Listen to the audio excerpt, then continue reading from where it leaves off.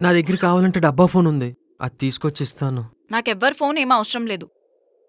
అయినా నా దగ్గర ఏముంది? ఉద్యోగం లేదు, ఆస్తిపాస్తులు లేవు, ఏమీ లేవు.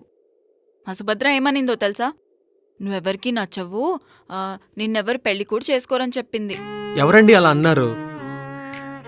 నేను చేసుకుంటా అని చెప్తున్నాను కదా. మీరు నాకు నచ్చారండి, నేను మిమ్మల్ని పెళ్లి చేసుకుంటాను. నేను 10 పెళ్లి చూపుల దాకా వెళ్ళాను.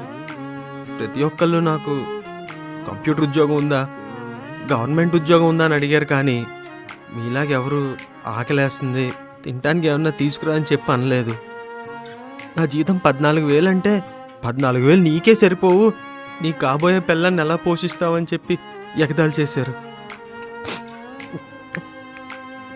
కానీ మీరు 2 సంవత్సరాల్లోనే 14,000 అంటే రాను రానవు 25,000 అయిపోతాయని చెప్పి అన్నారు. అంతేకాకుండా తెల్లగా ఉన్నాడు, బొద్దుగా ఉన్నాడని ఏవేవో వంకలు పెట్టారు.